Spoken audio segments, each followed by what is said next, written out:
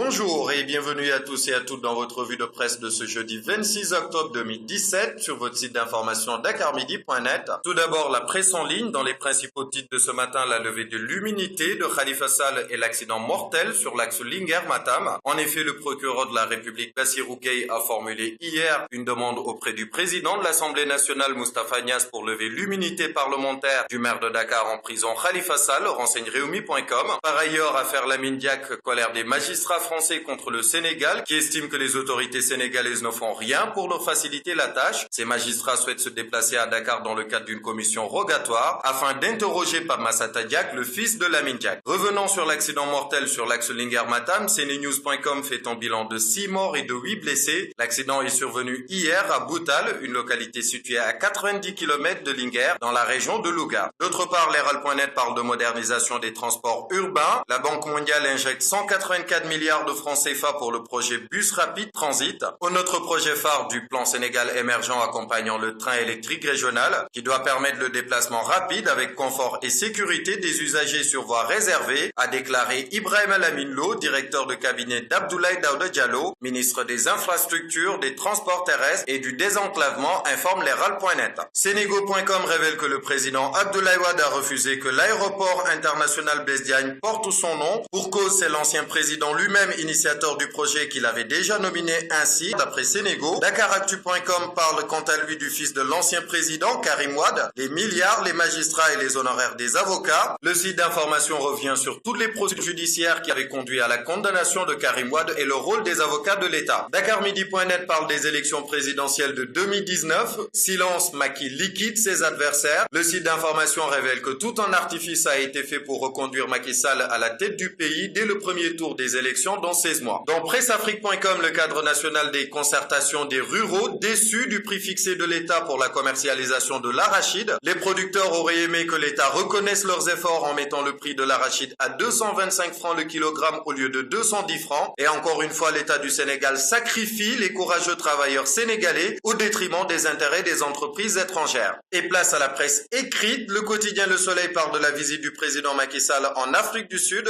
Dans le domaine du transport ferroviaire, le président Macky Sall appelle l'Afrique à faire la révolution du chemin de fer. Des sociétés sud-africaines prêtes à investir au Sénégal. Le journal Enquête parle des institutions et ministères toujours sont locaux. Ousmane Tanor Dieng, Aïssatou Gladima Sibi ou même encore Mombéignan n'ont toujours pas de bureau pour assurer leurs fonctions. Dans le journal L'Observateur, une interview exclusive a été accordée à Cher Kanté. J'assume ma gestion du port, affirme l'ancien directeur du port autonome de Dakar, malgré son implication dans plusieurs scandales de mauvaise gestion, d'enrichissement illicite ou encore de détournement de milliards. D'autre part, à l'heure où tout le peuple sénégalais est encore outré et scandalisé par les situations dans les hôpitaux depuis le décès de la jeune Aïcha Diallo, Vox Populi révèle un drame survenu hier. Le docteur Doudou Diouf, directeur régional de l'hôpital de Sédhiou, s'est tranché la gorge. Sa tentative de suicide n'a cependant pas abouti. Il a été transféré d'urgence par hélicoptère à Dakar et il est toujours dans un état grave d'après Vox Populi. L'actualité sportive à présent dans Stade, Kalidou Koulibaly, défenseur du Napoli, la muraille d'Italie. Diafra Sakho, lui, souhaite quitter son club West Ham pour avoir été hué par les supporters. Et le nom et la nationalité de l'arbitre du match Afrique du Sud-Sénégal le 10 novembre prochain connu. Il s'agit du Zambien Jani Sikazwe. Dans la lutte, Sunulam reparle du mandat d'arrêt contre le promoteur Luc Nicolaï. Les réactions de Gris Bordeaux et Balagay 2 en point de presse aura lieu à Fas ce vendredi. Et place à l'actualité internationale pour finir. Facebook est-il devenu incontrôlable, titre le New York Magazine repris par Courrier International. Entre fake news, soupçons de manipulation et dérapage, le vent tourne pour Facebook qui devra s'expliquer devant le Congrès américain le 1er novembre prochain. D'autre part, élection présidentielle au Kenya hier, au moins